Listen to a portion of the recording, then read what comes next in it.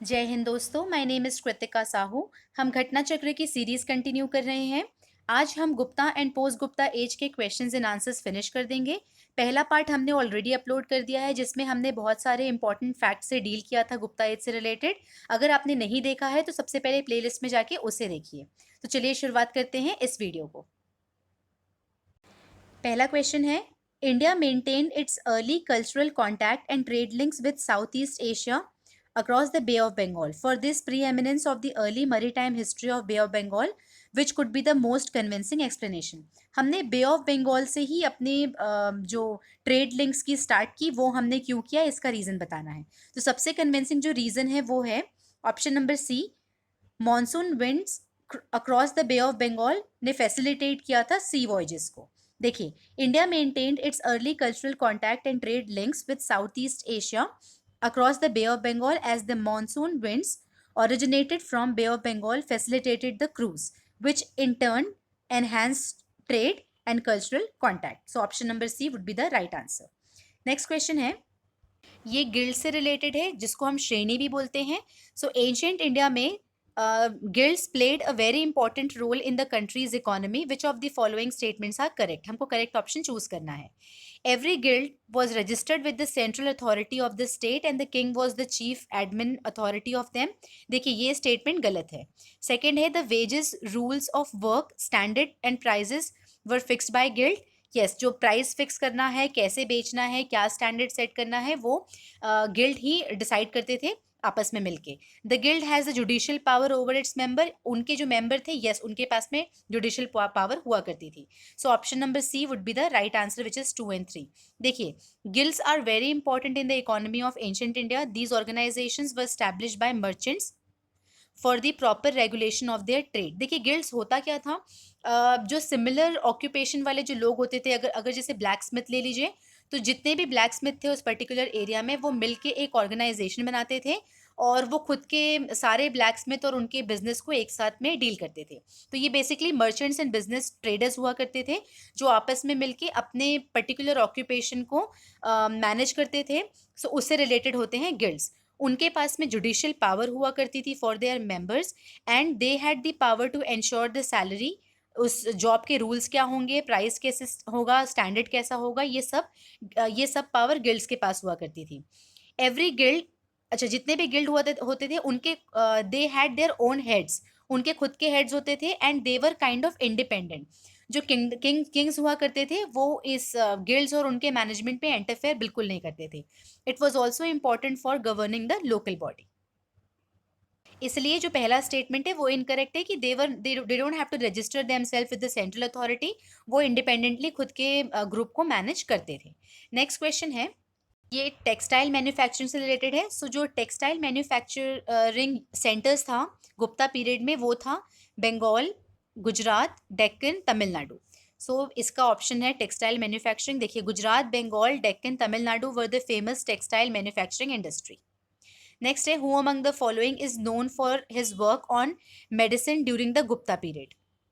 देखिए, इस क्वेश्चन का जो आंसर, वैलिड आंसर जो होगा, वो नन ऑफ द अबव होगा, बट बिहार पीएससी ने ऑप्शन नंबर ए सिलेक्ट किया था। तो इसमें यहाँ लिखा हुआ है कि although Bihar public service commission in its initial answer sheet has considered option number A, but देखिए, गुप्ता पीरियड बिगिन हुआ था 275 AD से।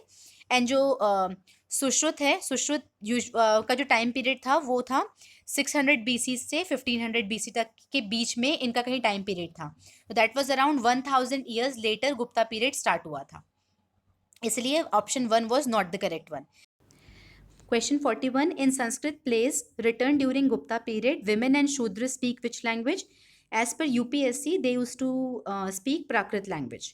देखिए, इनका ये कहना है कि जो संस्कृत में लिखी हुई जो प्लेज हुआ करती थी उस गुप्ता पीरियड के दौरान, उसमें विमेन और शूद्र कौन सी लैंग्वेज यूज करते थे? प्राकृत। एंड अपर वर्णा के जो लोग होते थे वो संस्कृत यूज किया करते थे, संस्कृत में बोला करते थे।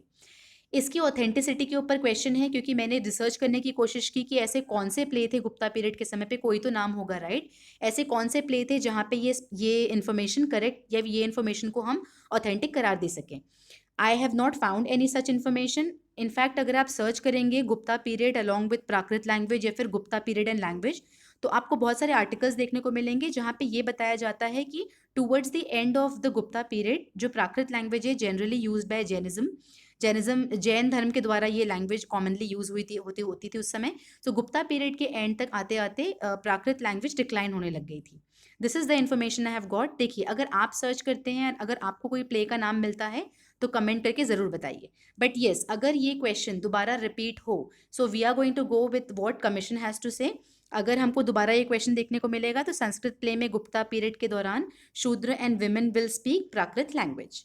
नेक्स्ट क्वेश्चन है which one of the following is the main teaching of Gita.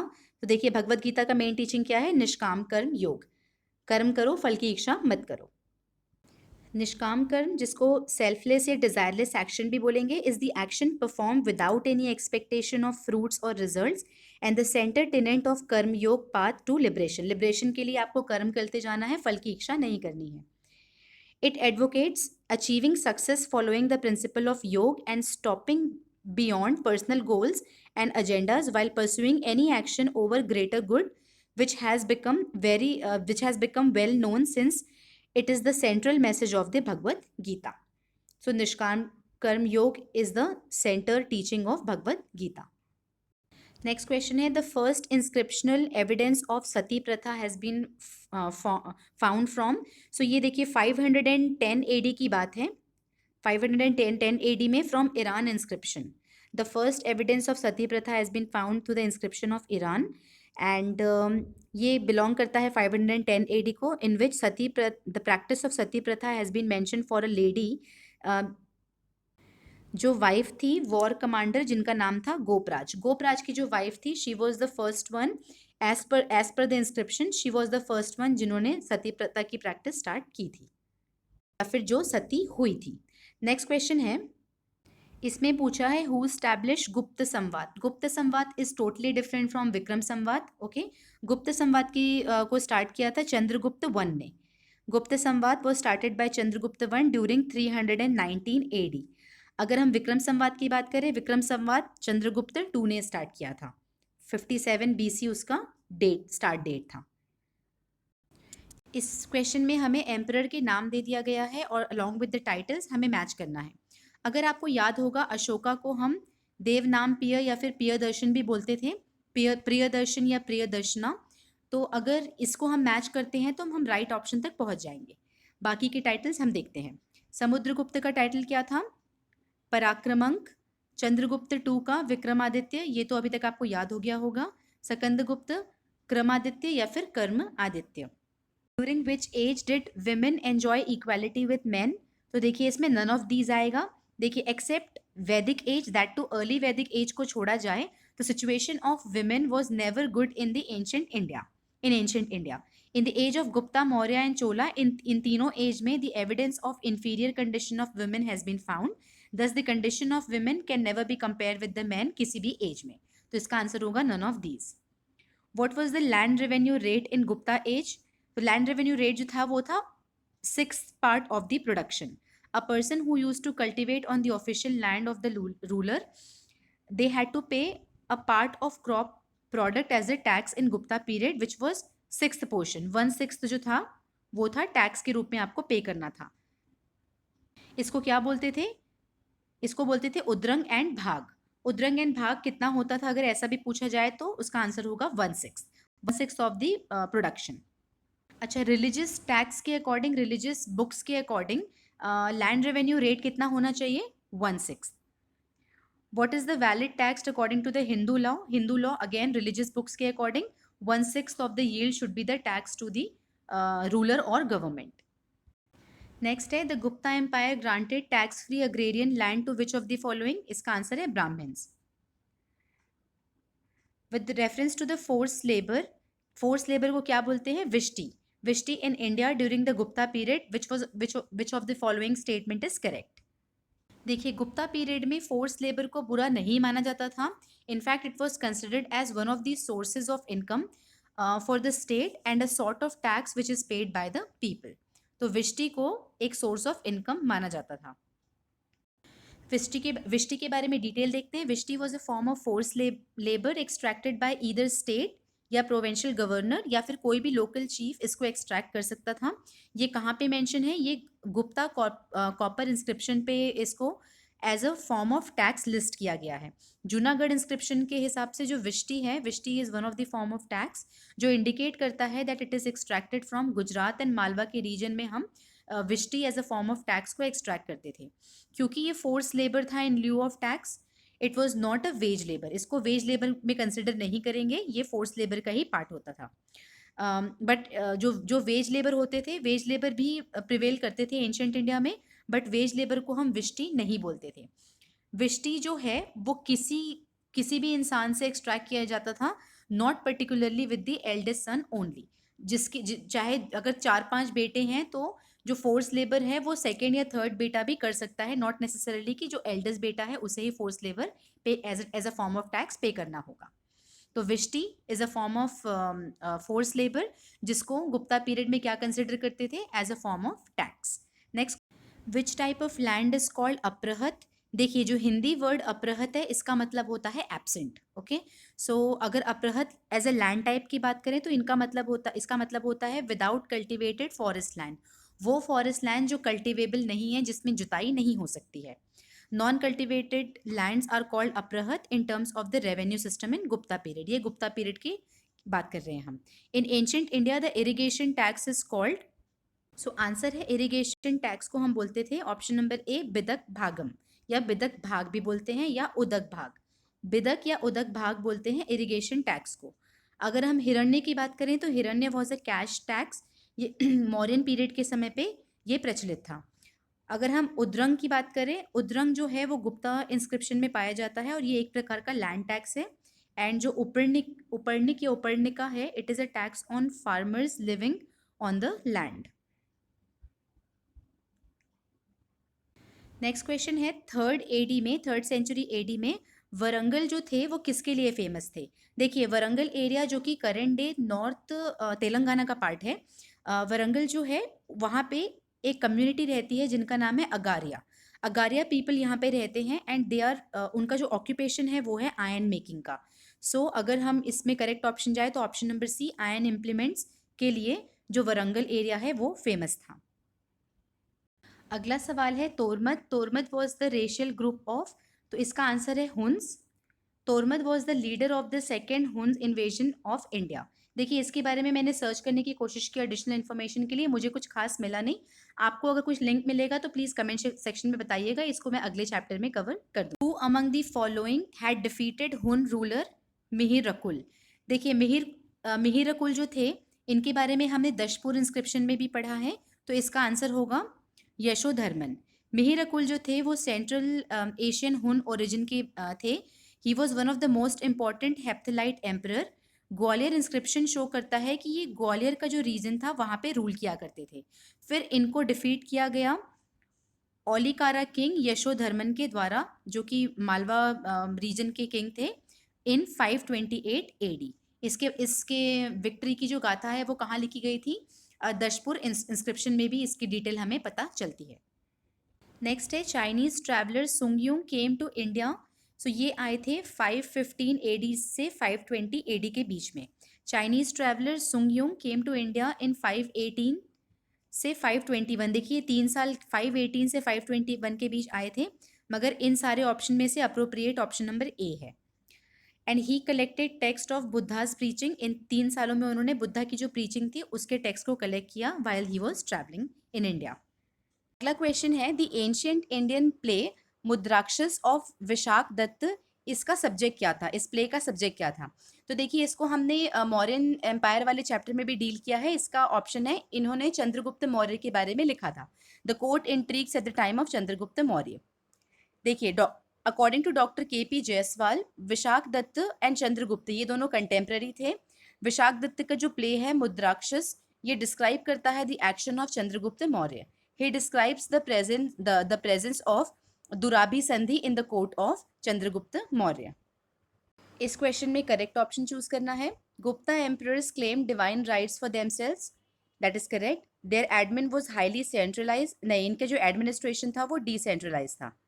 Next है they extended the tradition of land grants. हाँ, इस हमने पहले पढ़ा है कि ये लैंड ग्रांट्स दिया करते थे specially to Brahmins.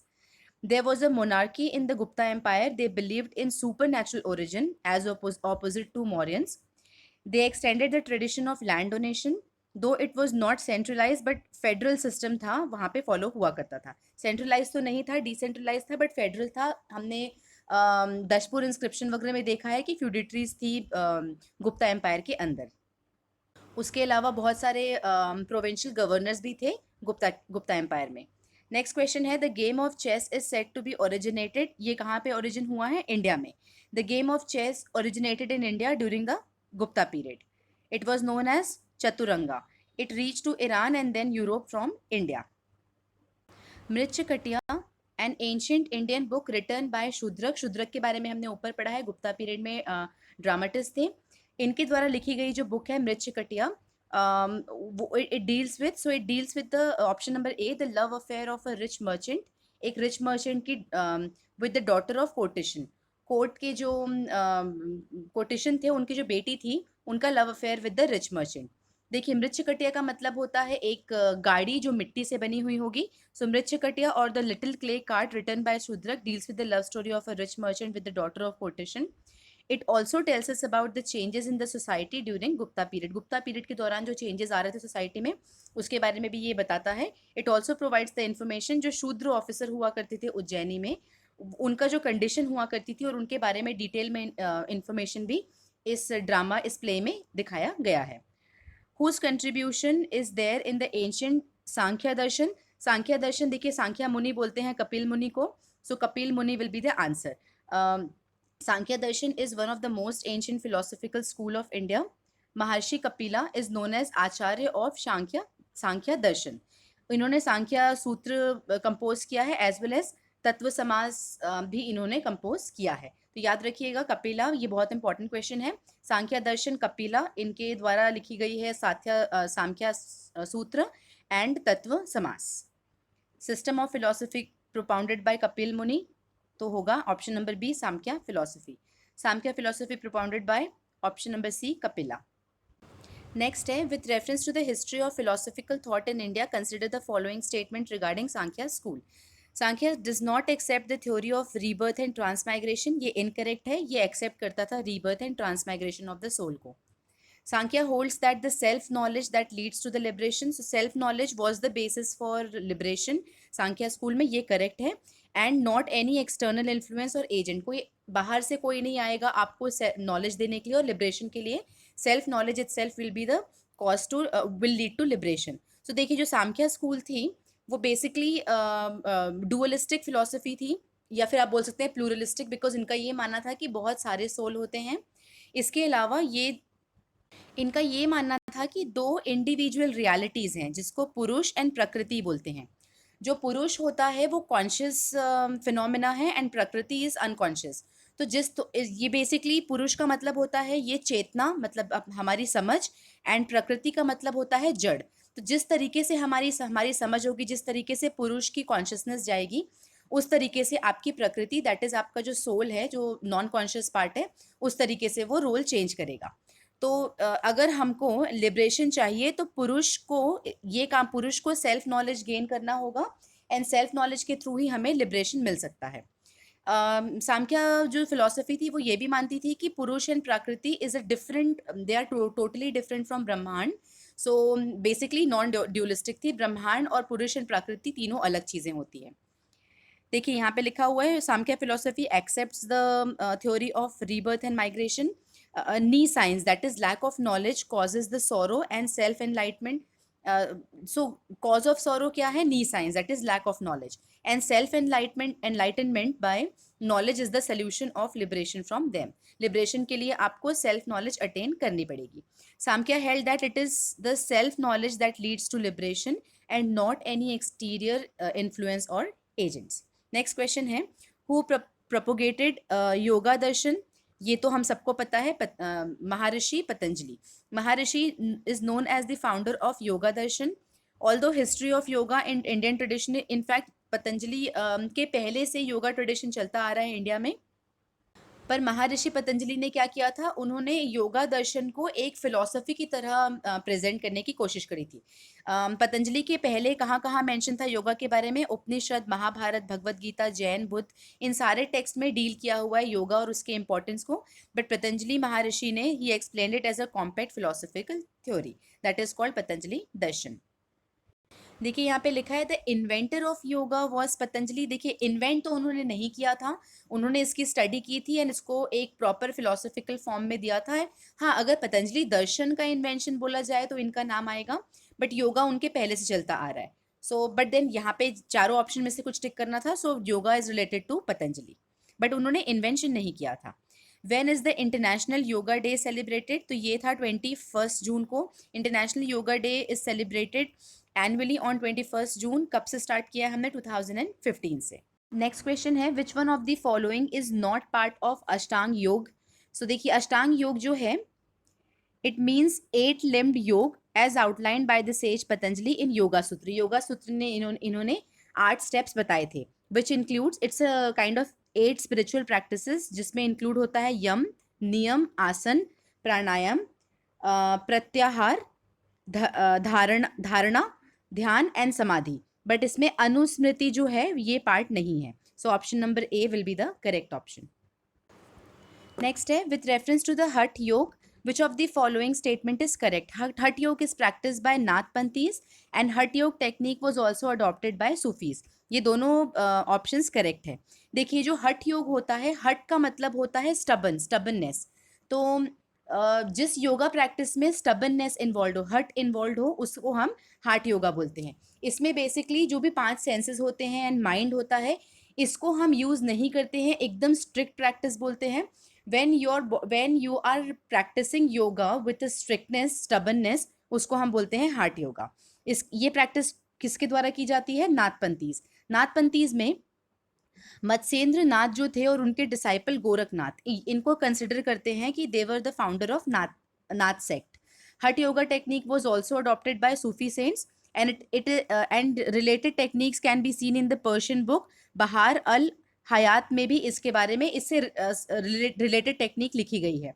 And it was written by Sufi saint of Shattari order Mohammad Ghaus के द्वारा बहारे हयात लिखा गया है। तो हठ योगा किसके द्वारा स्टार्ट किया गया है? नतपंथीज प्रैक्टिस करते हैं एंड सूफी लोग भी इनको एक्सेप्ट किए हैं। The writer of Mahabhashya Patanjali जो थे वो किसके कंटेम्प्रेरी थे? पुष्यमित्र सुंग। ये हमने पहले बहुत बार देखा है। The founder of the school Navya Nyaya. Navya न्याय मतलब न्यू न्याय, जो न्याय फिलॉसफी थी गौतमा की, उसका जो एडवांस वर्जन था उसको बोलते हैं नव्य न्याय या फिर न्यू न्याय।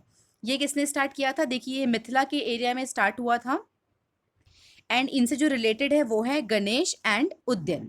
ये दोनों इनके स्कॉलर्स थे इस फिलॉसफी के। इनफैक्ट अगर आप बहुत जगह देखेंगे तो रघुनाथ शिरोमणि का भी नाम आता है when it comes to Nyaya, Navya Nyaya philosophy. Question है live well as long as you live well even by borrowing. For once cremated there is no return. This rejection of afterlife is an aphorism of the Charvak. तो ये चारवाक थे जो ये माना करते थे कि जब तक आप जी रहे हो अच्छे से जियो, चाहे इसके लिए हमें उधारी क्यों ना लेना पड़े, क्योंकि एक बार हमको दफना दिया जाएगा, उसके बाद कोई रिटर्न नहीं है। आफ्टर लाइफ पे ये बिलीव नहीं करते थे। Which of the following is the highest value according to Charvak? तो चारवाक के हिसाब से जो सेंसुअल प्लेजर होता है, जिसको हम काम बोलते हैं, काम को हमको हाईएस्ट वैल्यू देना होता है। देखिए चारवाक के जो ओरिजिनल, चारवाक को हम लोकायत फिलॉसफी भी बोलते हैं। एंड चारवाक का ये मानना था कि जो सारे चीज़ें जो हमारे डायरेक्ट परसेप्शन के थ्रू हम एक्सपीरियंस कर सकते हैं या फिर जिसको हम एम्पेरिकली प्रूव कर सकते हैं थ्रू ऑब्जर्वेशन एंड एक्सपेरिमेंटेशन, सिर्फ इसको proper source of knowledge consider करना चाहिए। इसके अलावा हमें सब कुछ रिजेक्ट करना चाहिए। जो हमको दिखता नहीं है, जो हमारे एक्सपीरियंस में नहीं है, उसकी कोई that can not be the valid source of knowledge, ऐसा चारवाक का कहना था। वो वेदास को रिजेक्ट करते थे, रिचुअलिज्म एंड सुपरनैचुरलिज्म, इन सबको वो रिजेक्ट करते थे। इनके फोररनर कौन थे? इस थॉट के फोररनर थे जिनका नाम था आजीविका केशकम्बली। ये जो थे ये चारवाक के पहले मटेरियलिज्म को बिलीव करते थे। चारवाक का क्या कहना था कि जो सेंसुअल प्लेजर है इसे लेने में कोई बुराई नहीं है, क्योंकि इनका इनका ये मानना था कि जो प्लेजर है वो पेन के बिना पॉसिबल नहीं है, तो पेन तो रहेगा ही रहेगा। तो as far as possible logic ये बोलता है कि जितना हो सके प्लेजर में जियो और जितना हो सके पेन को अवॉइड करो। एंड दिस वाज लाइक एकदम ऑपोजिट था उनके जो कंटेम्प्रेरी फिलोसोफर्स थे, जिनका ये मानना था कि strict code of conduct follow करना चाहिए एंड एक रूल्स एंड रेगुलेशन फॉलो करना चाहिए लाइफ में, प्लेजर को अवॉइड करना चाहिए। ये बाकी इंडियन फिलोसफी बोलते हैं। इसके बिल्कुल विपरीत था Charvaka. So Charvaka was a materialistic philosophy. Next question है the Nyaya philosophical system was propagated by. तो इसका आंसर है Akshapada Gautama. Nyaya Darshan was propagated by Gautama, जिनको हम अक्षपाद भी बोलते थे। जो वर्ड न्याय है इसका मतलब होता है लॉजिक, इट मीन्स डिसीजन और लॉजिक। देखिए न्याय दर्शन जो था, न्याय फिलोसफी जो था, इनका ये मानना था कि जो इग्नोरेंस है, ignorance is the cause of suffering for all human beings, और अगर हमें ये सफरिंग खत्म करनी है तो नॉलेज इज द वे जिसके कारण ये सफरिंग खत्म की जा सकती है एंड हमको लिबरेशन मिल सकता है। न्याय दर्शन रिकग्नाइज करता था there exist 16 substances and element. अगर हमको इन 16 एलिमेंट एंड सब्सटेंसेस का नेचर एंड इनके बारे में नॉलेज मिल जाए तो उसके थ्रू हम लिबरेशन की प्राप्ति कर सकते थे। जो ओरिजिनल टेक्स्ट था न्याय दर्शन को, वो था न्याय सूत्र, विच was a masterpiece of Gautam या फिर अक्षपाद। जो जो बाकी नाम दिए गए हैं, देखिए कपिल, जो महर्षि कपिल थे, इसको हमने ऊपर पढ़ा है, इनका जो था वो सांख्य दर्शन था। एंड जेमिनी ने क्या प्रोपोगेट किया था? पूर्व मीमांसा। सो न्याय दर्शन किसने किया है? गौतम, अक्षपाद गौतम ने। नेक्स्ट क्वेश्चन है, देखिए नेक्स्ट 2 में न्याय दर्शन के बारे में दिया है, तो answer will be Gautam. Question 82, मीमांसा वॉज इनिशिएटेड बाय। देखिए it was initiated by Gemini. देखिए मीमांसा स्कूल ऑफ फिलोसफी जो है वो ये डील करती है जो वैदिक रिचुअलिज्म थे एंड जो वेदास और हमारे पुराने इंडियन स्क्रिप्चर्स में जो लिखा हुआ है, इन सब की जो जो रिचुअल्स हम फॉलो करते थे, इसका एक्सप्लेनेशन देने की कोशिश की है जेमिनी ने, और ये बताने की कोशिश की है जो वेदास में रिचुअल्स लिखे हुए हैं वो करेक्ट है। ये प्रूव करने के लिए इन्होंने नई फिलोसफी निकाली थी। एंड जो विमानसा स्कूल ऑफ थॉट था, ये थ्योरी ऑफ कर्म को भी बिलीव करते थे। The theory of karma is related to Mimamsa philosophy. It is also known as Karma Mimamsa. पूर्व मीमांसा और धर्म मीमांसा, इसको हम थ्योरी ऑफ कर्मा को बोलते थे। द आचार्य ऑफ मीमांसा ये कौन कौन थे? जो कुमरिल भट्ट है, इनको कंसिडर किया जाता है कि जो पूर्व मीमांसा थे, और जो वेदांता थे, Vedanta which was a part of Uttara Mimamsa, इन दोनों के बीच में जो लिंक था उनको इन्होंने क्रिएट किया था। So the theory of karma belongs to it is related to Mimamsa. अगला क्वेश्चन भी रिलेटेड है, which of the following school of philosophy is of the opinion that Vedas contain the eternal truth. जो वेदास को मानते थे वो थे मीमांसा। ठीक है, 2 तरीके के थे, पूर्व मीमांसा एंड उत्तर मीमांसा। जो पूर्व मीमांसा थे ये कर्म कांड को बिलोंग करते थे, कर्म कांड को मानते थे, एंड जो उत्तर मीमांसा था वो ज्ञान कांड को मानते थे। जो उत्तर मीमांसा है, जो वेदांता है, is a part of Uttara मीमांसा। मीमांसा philosophy accepts the Vedas. Vedas contains the eternal truth. पूर्व मीमांसा टेल्स अस अबाउट द कर्म कांड एंड उत्तर मीमांसा टेल्स अस अबाउट द ज्ञान कांड। नेक्स्ट क्वेश्चन है, which one of the following pairs does not form part of the 6 system of Indian philosophy. तो देखिए इंडियन फिलोसफी के जो 6 सिस्टम्स थे वो थे सांख्या, योग, न्याय, वैशेषिका, मीमांसा एंड वेदांता। सो इन सारे ऑप्शन में से option C will be the correct answer, because Lokayata जो है और जो कपिल का है, ये दोनों 6 सिस्टम ऑफ इंडियन फिलोसफी का पार्ट। अगला क्वेश्चन है, the founder of Advaita philosophy कौन थे? इसका आंसर है Shankaracharya. The principal exponent of Advaita Vedanta interpretation was Adi Shankaracharya 8th century के समय पे, जिन्होंने सिस्टमाइज किया था the work of preceding philosophers. इसके पहले जितने भी फिलोसफर थे उन सारे के वर्क को कंसोलिडेट करके एक प्रॉपर सिस्टम इन्होंने स्टैब्लिश किया था। अद्वैत वेदांता के हिसाब से मुक्ति कैसे ऑब्टेन की जाए? तो इसका आंसर है ज्ञान के थ्रू। देखिए according to Advaita Vedanta, the mukti that is liberation can be obtain by knowledge. इनका ये कहना था कि जो नॉलेज एंड करेक्ट अंडरस्टैंडिंग है, ये हमें क्या प्रोवाइड करता है? ये हमें नॉलेज प्रोवाइड करता है कि आत्मा क्या चीज होती है, सोल क्या चीज होते हैं, एंड ब्रह्मांड क्या चीज होती है। जब हमको ब्रह्मांड एंड आत्मा के बारे में correct understanding and correct knowledge मिल जाती है, इससे अल्टीमेटली हमें मुक्ति या लिबरेशन मिल जाता है as per Advaita Vedanta. Next question है, who among the following is not related to philosophy of Vedanta? देखिए इसका जो करेक्ट ऑप्शन है वो है अभिनव गुप्त। शंकराचार्य जो थे वो कौन सी फिलोसफी थी? अद्वैतवाद। अगर हम रामानुजाचार्य की बात करें तो रामानुज आचार्य जो थे उन्होंने विशिष्ट अद्वैतवाद की फिलोसफी दी थी, एंड माधवाचार्य ने द्वैतवाद की। तो अगर हम टाइम पीरियड देखें, Shankaracharya 8th century, Ramanuja 11th century and Madhvacharya 13th century को। एंड जो अभिनव गुप्त है इन्होंने कोई ही does not belong to any किसी भी फिलोसफी ऑफ वेदांता को इन्होंने प्रोपाउंड नहीं किया था।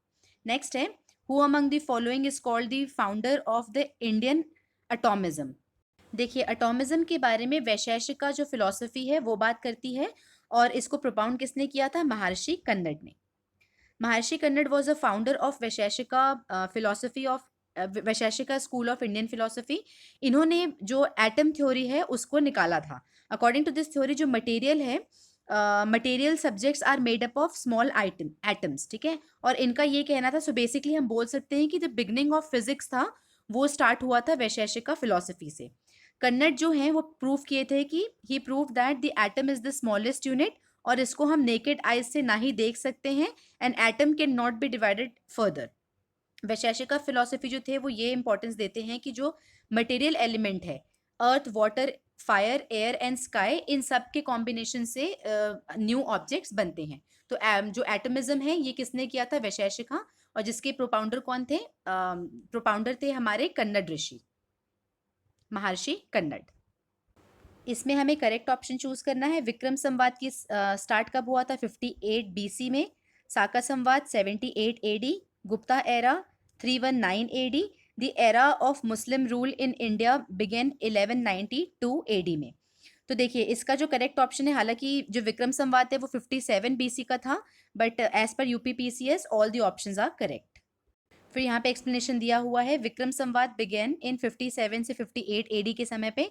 साका संवाद बिगेन 78। अगर हम मुस्लिम की बात करें तो ऑल्दो मोहम्मद बिन कासिम ने सिंध को एनेक्स किया था 8th सेंचुरी में, बट हम मुस्लिम रूल की जो स्टार्टिंग है वो हम मानते हैं 1192 AD को, जब मोहम्मद गौरी ने बैटल ऑफ तेहरान में जीत हासिल की थी और इन्होंने पृथ्वीराज चौहान को हराया था। उसके बाद से मुस्लिम रूल स्टार्ट हुआ था इंडिया में 1192 में।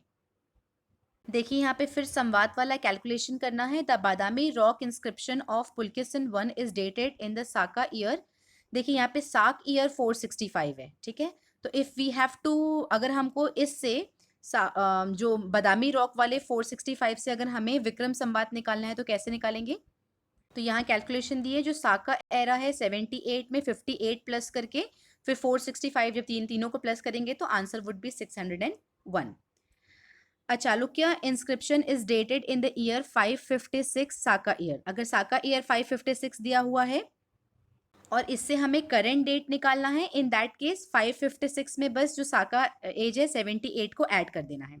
देखिए यहाँ पे हमने जो डेट दिया था उसको 78 ऐड किया था, उसमें हमने 57 या 58 को इसलिए ऐड किया था क्योंकि हमको क्या निकालना था? विक्रम संवाद जो कि 57 ईयर्स पहले हुआ है क्राइस्ट एरा के, इसलिए हमने तीनों को ऐड किया था। यहाँ पे हमें सिर्फ क्राइस्ट एरा तक जाना है, तो क्राइस्ट एरा तक जाने के लिए जो भी डेट दी हुई है उसमें हमें साका एरा को ऐड कर देना है। तो answer would be 634, that is option number D. According to Puran the prime place of Chandravansh ruler was, जो चंद्रवंश थे वो कहाँ पे रूल करते थे? तो इसका आंसर है ऑप्शन नंबर सी, प्रतिष्ठानपुर। देखिए पुराणों के अकॉर्डिंग 3 क्षत्रिय वर्ण थे, एक है चंद्रवंश, सूर्यवंश एंड अग्निवंश। तो द प्राइम प्लेस, जो चंद्रवंश का जो प्राइम प्लेस था वो प्रयागराज था, बट नेचुरल कैलामिटी के कारण उन्होंने द्वापर युग में इन्होंने मूव किया था, एंड उसके बाद में द्वापर युग में चंद्रवंश किंग संवरम जो थे उन्होंने स्टैब्लिश किया था कैपिटल प्रतिष्ठानपुर, जो कि करंट डे झूसी इलाहाबाद के पास है, झूसी इलाहाबाद। इस क्वेश्चन में बताना है कि मौखारी डायनेस्टी का कैपिटल क्या था। So option number B, Kannauj. Maukhari जो थे, जो ये फ्यूड्स थे गुप्ता डायनेस्टी के, और इनके जो रूलर्स थे इन्होंने कन्नौज को अपना कैपिटल बनाया था। कुछ इंपॉर्टेंट रूलर्स के नाम है हरिवर्मा, आदित्य वर्मा, ईशान, सर्व एंड ग्रहवर्मा। नेक्स्ट है information regarding the time of Harsha is contained in the book of. देखिए पहले तो हर्षा के बारे में हर्ष चरित्र जो कि बाणभट्टा ने लिखा था, ये बहुत सारे डिटेल्स देते हैं, but Banabhatta is not an option here, so option number B would be the correct one. जो एक बुक थी जिसका नाम था राज तरंगिनी, जिनको लिखा था कल्हाना ने। This book gives lot of information regarding Harsha. Who has written Harshacharita? Banabhatta. The capital of Harsha empire was, so इनका कैपिटल था कन्नौज। देखिए चाइनीज सोर्स के हिसाब से हर्षा एंड राजश्री, राजश्री जो थी वो हर्षा की सिस्टर थी। हर्षा ने उनकी सिस्टर को हेल्प करने के लिए, ताकि वो प्रॉपर एडमिनिस्ट्रेशन हो सके कन्नौज का, इन्होंने थानेसर या फिर थानेश्वर से कैपिटल मूव किया था कन्नौज में। तो हर्षा का कैपिटल थानेश्वर होता तो वो भी करेक्ट ऑप्शन होता, एंड उन्होंने लेटर ऑन मूव किया कन्नौज में, so Kannauj will be considered as the capital for Harsha empire. Next option, next question भी सेम है। Emperor Harsha has shifted capital from Thaneshwar to, option number C Kannauj. Harshavardhan organise two great religious convention, ये कहाँ कहाँ पे organise किए थे? कन्नौज में एंड प्रयाग में। इसके बारे में यहाँ डिटेल में दिया हुआ है। हर्षा जो थे, he used to organise a massive council of various religions and sects in Kannauj to prove the excellence of Mahayana over other religion. Mahayana को प्रूव करना था कि Mahayana is the better religion than other religion. इसके लिए हर्षा जो थे 5 साल में एक बार ऐसे काउंसिल को ऑर्गेनाइज किया करते थे। इसको महामोक्ष काउंसिल भी बोला जाता था। ये हर 5 साल में एक बार होते थे, एंड यहाँ पे अकॉर्डिंग टू चाइनीज एविडेंस, यहाँ पे अप्रोक्सीमेटली 20 कंट्रीज से लोग आया करते थे। एमिनेंट ब्राह्मण्स, शर्मन्स एंड अदर जो पुजारी हुआ करते थे, वो 20 कंट्रीज से यहाँ पे आते थे। और जो सिक्स्थ फंक्शन था, sixth function held by Harsha, इसको जो प्रिसाइड किया था वो हुएन सांग ने उसको अटेंड भी किया था, और इसके प्रेसिडेंट भी हुएन सांग थे। तो ये बेसिकली कन्नौज एंड प्रयाग के रीजन में किया जाता था। जो सिक्स्थ फंक्शन था उसको कितने लोगों ने अटेंड किया था? 18 rulers from various countries have attended the sixth Mahamoksha council. Next, the place in UP where Harshavardhan organise the Buddha mega convention, ये है प्रयाग, ऊपर हमने देखा है। Emperor Harsha southward march was stopped on the Narmada river, ये किसके द्वारा स्टॉप किया गया था? पुलकेशिन टू। पुलकेशिन टू जो कि एक चालुक्य रूलर थे, जब हर्षा साउथ की तरफ कैंपेन कर रहे थे तो उनको पुलकेशिन टू के द्वारा हराया गया था। और इसकी जो डिटेल है वो कहाँ पे मेंशन है? एहियोल इंस्क्रिप्शन में, जो कि पुलकेशिन टू के द्वारा लिखी गई थी। एंड दूसरा है description of Hiuen Tsang. Next question भी सिमिलर है। हर्षवर्धन को किसने हराया था? पुलकेशिन टू ने, नर्मदा रिवर के पास में। The Chalukya ruler Pulakeshin victory over Harsha, ये कौन से ईयर में हुआ था? 618 एडी। देखिए ये जो डेट है इसके ऊपर काफी कंट्रोवर्सीज हैं। हर्षा का जो साउथवर्ड मार्च था, जिसको नर्मदा रिवर में स्टॉप किया गया था पुलकेशिन के द्वारा, सो जो पुलकेशिन थे ये modern day Karnataka and Maharashtra के पार्ट में रूल करते थे। इनका कैपिटल था बादामी, जो मॉडर्न डे बीजापुर डिस्ट्रिक्ट है कर्नाटका का। अब अकॉर्डिंग टू जो अल्तेकार है, अल्तेकार का ये कहना है कि जो बैटल था हर्षा एंड पुलकेशिन का, वो फाइट किया गया था समवेयर बिटवीन 630 से 634 एडी। देखिए सबसे पहला रीजन, अच्छा हम ये 630 से 634 ये हम क्यों मानते हैं? क्योंकि जो बैटल था जिसका नाम था बैटल ऑफ वल्लभी, ये वल्लभी जो था ये मेन रीजन था इस वाले बैटल में, जहाँ पे हमने जिसमें पुलकेशिन जीते थे। इसका जो मेजर रीजन था वो था बैटल ऑफ वल्लभी। और ऐसा बोला जाता है कि बैटल ऑफ वल्लभी जो फाइट किया गया था वो 630 के बाद ही किया गया था। एक तो ये रीजन है। सेकेंड रीजन ये है कि जो पुलकेशिन का जो लोनारा इंस्क्रिप्शन है वहां पे लिखा, वो 630 एडी का है, जहाँ पे भी लिस्ट ऑफ डिफीटेड एनिमीज है, यहाँ पे हर्षा का नाम नहीं लिखा गया था। तो अगर 630 एडी के पहले अगर लड़ा गया होता तो इसमें हर्षा का नाम जरूर आता, बट इस इंस्क्रिप्शन में इनका नाम नहीं है। अगर हम एहिहोल इंस्क्रिप्शन की बात करें जो कि 634 एडी में लिखा गया था, यहाँ पे हर्षा का नाम इंक्लूडेड है। सो हुआ क्या था, 2016 में भंडारकर ओरिएंटल रिसर्च इंस्टीट्यूट ने ये क्लेम किया था कि जो पुलकेशिन की जो विक्ट्री थी ओवर हर्षा, इसका डेट इन्होंने फिक्स किया था 618 एडी में।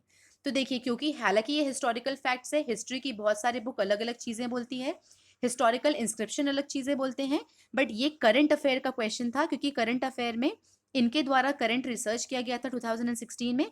और अगर आप ये क्वेश्चन देखें तो ये 2016 का क्वेश्चन है। इसलिए as per the latest research कौन सा डेट फिक्स किया गया है? 618 एडी का डेट फिक्स किया गया है। नेक्स्ट क्वेश्चन है, इसमें जो पोएट बाण भट्ट हैं वो कहाँ को बिलोंग करते थे, ये पूछा गया है। तो इसका ऑप्शन है none of the above, because जो बाण भट्ट थे he was a poet, he was born in the village Prithvikut. Prithvikut जो था वो बैंक ऑफ सोन रिवर के पास में है, औरंगाबाद डिस्ट्रिक्ट, जो प्रेजेंट डे बिहार में पड़ता है। इनकी जो मदर है उनका नाम है चित्रभानु एंड इनके फादर का नाम है चित्रभानु और इनकी मदर का नाम है राज देवी। तो इनमें से कोई भी ऑप्शन नहीं है, Aurangabad district will be the right option. किसके रेन में चाइनीज ट्रैवलर हुएनसांग आए थे? तो हर्षा के। देखिए मैं याद कैसे रखती हूँ, हुएनसांग एंड हर्षा दोनों एच से स्टार्ट होता है, तो एग्जाम में अगर हम हुएनसांग एंड हर्षा हमें याद हो तो हम फायान एंड बाकी ट्रैवलर को इजीली एलिमिनेट कर सकते हैं। तो हुएनसांग कब आए थे? हर्षा के समय पे। देखिए जब हुएनसांग आए थे इंडिया में, जब वो ट्रैवल कर रहे थे, तो during his travel voyage India में उनकी जो सामानों की चोरी हुई थी बेसिकली। अगर आपको ये इंसिडेंस याद रहेगा तो अगला क्वेश्चन को एलिमिनेट करने में आपको आसानी होगी। The Chinese traveller Hiuen Tsang who visited India recorded the general condition and culture of India at that time. इनमें से करेक्ट ऑप्शन कौन सा है? The roads and river routes were completely immune from robbery. देखिए उनको उनके सामानों की खुद की चोरी हुई थी, so option 1 can not be the correct one. तो अगर हम ऑप्शन 1 को एलिमिनेट करते हैं तो will be able to reach to the right option. As regarded punishment of offences, ordeals by fire, water and poisons were the instrument for determining the innocence of guilt of a person। ये correct option था। And tradesmen had to pay duty at ferries and barrier stations। तो इनको यहाँ पे duties देनी पड़ती थी जब ट्रेडर एक जगह से दूसरी जगह पे आते थे। ये भी करेक्ट ऑप्शन है। क्वेश्चन है the Chinese traveller Hiuen Tsang who visited India recorded the general condition and culture of India at that time. इसके कंटेक्स्ट में करेक्ट ऑप्शन हमें चूज करना है। The roads and river routes were completely immune to from robbery. देखिए ये incorrect है क्योंकि Hiuen Tsang जब ट्रैवल कर रहे थे तो इनको भी लूटा गया था, ये रॉबरी का शिकार हुए थे। और इन्होंने ये चीज को रिकॉर्ड भी किया है। सो फर्स्ट इज इनकरेक्ट, और अगर हम फर्स्ट ऑप्शन को एलिमिनेट कर देते हैं तो will get to the right option which is option number B. देखिए सेकेंड एंड थर्ड ऑप्शन में क्या बोला है? As regards punishment for offence, ordeals by fire, water and poison, ये दिया करते थे। These were the instrument to determine the innocence of और गिल्टी ऑफ अ पर्सन। इसके अलावा जो ट्रेड्समैन थे इनको ड्यूटी पे करनी पड़ती थी at the ferries and barrier station पे। ये दोनों ऑप्शन करेक्ट है। इस क्वेश्चन में हुएनसांग ने बताया है कि कौन सा शहर किसके लिए फेमस था। तो during Hiuen Tsang tour in India, most famous city for the production of cotton clothes, ये था option number B Mathura. Mathura was famous for the production of cotton textile. He also mentioned the reason for the prosperity of Thanesar, जो कि हरियाणा का part है। It was famous for trade, and Ujjaini and Kannauj भी economically prosperous थे। Term kaushey जो है, कौशेय किसके लिए यूज किया जाता है? सिल्क के लिए। During Gupta and later Gupta period the word kausheya is use to denote silk. Next है Chinese traveller Hiuen Tsang studied at which university? तो वो नालंदा यूनिवर्सिटी में पढ़े हैं। डिटेल्स देखते हैं। The traveller of China Hiuen Tsang arrived in India during the Harsha's period and he went to Nalanda in 637 AD में। आचार्य शीलभद्र जो हैं he was the vice chancellor of Nalanda university that time. और जो हुएनसांग थे इन्होंने योग शास्त्र की ट्रेनिंग ली है for around 1.5 years। He also delivered a speech during his second visit to Nalanda University। The main reason behind remembering Huansang इसके लिए because उन्होंने जो बुक लिखी थी, जब वो वापस गए थे उन्होंने जो बुक लिखी थी उसका नाम था सीयू की। सीयू की जो बुक है he is remembered for this composition as इसमें बहुत सारे इंफॉर्मेशन दिए गए हैं एंशियंट इंडिया से रिलेटेड। अगला क्वेश्चन है the Chinese traveller who visited Bhinmal. Bhinmal जो करंट डे राजस्थान का पार्ट है, इसको किसने विजिट किया था? हुएनसांग ने। The famous travelogue Si Yu Ki, ये किससे रिलेटेड है? अभी हमने पढ़ा है हुएनसांग से। Chinese traveller I Tsing was on tour of Bihar in, ये किस समय की बात है? इसका जो करेक्ट ऑप्शन है नन ऑफ द अबव। देखिए with his desire to see the relics of Buddhism, Chinese traveller I Tsing with his 37 Buddhist associates decided to travel to the western countries। ये किसके बीच था? 671 से 672 AD के समय पे। Later on उनके जो बाकी साथी थे उनको छोड़ दिए थे एंड ये अलोन मूव किए थे India from Canton city. He came to India through western sea route and return to China 693 से 694 के बीच में चले गए थे और ये सुमात्रा के राउट से वापस गए थे। तो इसमें से कोई भी ऑप्शन करेक्ट नहीं है। नेक्स्ट क्वेश्चन है, चाइनीज जो राइटर हुआ करते थे वो इंडिया का नाम क्या बोलते थे? सो इंडिया का नाम वो बोलते थे यिन टू या फिर थियान टू। यिन टू या Tiantu, they use to refer it which means variation of Hindu और Sindhu. Nalanda university was destroyed by Muslims. And specially जो बख्तियार खिलजी है, एंड ऑफ 12th सेंचुरी में इसको कंप्लीटली डिस्ट्रॉय कर दिया। एंड बख्तियार खिलजी का जो अटैक था, इसको माना जाता है coup de grace. Coup de grace का मतलब होता है final blow to the decline of Buddhism. Nalanda university को डिस्ट्रॉय करने के बाद में बुद्धिज्म का ऑलमोस्ट इंडिया में एंड हो चुका था। Nalanda Vihara was destroyed by Bakhtiyar Khilji. Most ancient monastery in India, ये थी नालंदा। देखिए एज पर दी ऑप्शन, यहाँ पे जो ऑप्शन दिया है उसके अकॉर्डिंग नालंदा है। वैसे जो तक्षशिला है वो ओल्डर थी, चंद्रगुप्त मौर्य के समय पे उसे बनाया गया था। नालंदा कहाँ पे लोकेटेड है? प्रेजेंट डे बिहार में लोकेटेड था, प्रेजेंट डे बिहार में। During post Gupta period main business centre कौन सा था? कन्नौज। इसकी डिटेल हम यहाँ देखते हैं। During the post Gupta period the business centre was shifted to Kannauj from Ujjain. Ujjain से कन्नौज में शिफ्ट कर लिया था। गुप्ता पीरियड के समय पे क्या हुआ था? गुप्ता पीरियड के दौरान Ujjain was increased, the importance of Ujjain was increase, क्योंकि जो चंद्रगुप्त टू थे इन्होंने इसको अपना सेकेंड कैपिटल बनाया था। During post Gupta period Harsha ने कन्नौज को अपना कैपिटल बनाया, राइट, जो थानेश्वर से शिफ्ट किया था अपने सिस्टर की हेल्प करने के लिए। सो as Kannauj was shifted on the bank of Ganga, Kannauj is situated on the bank of Ganga and Yamuna. It was the place of business importance and became the center of attraction of the three powers, Pala, Pratiharas and Rashtrakutas के लिए ये center of attraction बन गया था। Next हमें correct option choose करना है, and this is with regards to the feudal system in India. A very strong centralized political authority and very weak provincial and local political authority. देखिए ये तो incorrect है, हम ऐसा नहीं बोल सकते कि जो फ्यूडल लॉर्ड्स थे वो वीक थे। Emergence of administrative structure based on the control and possession of land, ये करेक्ट है। Creation of Lord vassal relationship between feudal lords and Overlord. देखिए लॉर्ड वसाल सिस्टम वो ये होता है कि जो किंग होता है वो लैंड प्रोवाइड करेगा, एंड जो फ्यूडल्स होते हैं वो मिलिट्री सर्विस या फिर लैंड कलेक्शन की जो सर्विस है वो लैंड उनको प्रोवाइड करते हैं। तो ये वाला सिस्टम इंडिया में प्रिवेल था। तो option number B 2 and 3 will be the correct option. देखिए India has a specific significance in context of the feudal system. ये जो सिस्टम था साका एंड कुषाण के समय से स्टार्ट हुआ था और ये ग्रेट हाइट पे पहुंचा ड्यूरिंग राजपुताना एज। कुषाण, राजपूत सल्तनत, मुगल पीरियड, इन सब में फ्यूडल सिस्टम प्रिवेल करता था। फ्यूडल सिस्टम जो है हैड अ स्ट्रॉन्ग अथॉरिटी। ऐसा नहीं था कि जो फ्यूडेटरीज थे उनके पास में अथॉरिटीज नहीं थी। उनकी पोजीशन जो थी वो किंग के कंपैरिजन में वीक थी, बट इंडिविजुअली उनके पास में right to collect tax, right to govern था। तो यू कांट से कि वो बहुत ज़्यादा वीक थे। और जो मास्टर और स्लेव का रिलेशनशिप होता है बिटवीन किंग एंड फ्यूडल, जो कि western countries and western Europe में हमको देखने को मिलता था, वैसा सिस्टम इंडिया में नहीं था। इंडिया में जो फ्यूडल और लैंडलॉर्ड के बीच में जो रिलेशनशिप था वो म्यूचुअल चीज़ों पे था। अगर लैंडलॉर्ड प्रोवाइड कर रहा है, किंग प्रोवाइड कर रहा है, तो उसके बदले पे अदर सर्विसेज देते थे जो फ्यूडिटरीज थे वो बाकी सर्विस लैंडलॉर्ड को दिया करते थे। Therefore master and slave system between king and feudal was not found in the Indian context. It also shows the emergence of administrative structure based on the control and possession of land. जिसके पास जितनी land होगी, जिसके पास जितनी possession होगी land की, उस हिसाब से हम जो एडमिनिस्ट्रेटिव स्ट्रक्चर है उसको डिफाइन किया करते थे। ये भी हमको इंडियन फ्यूडल सिस्टम में देखने को मिलता है।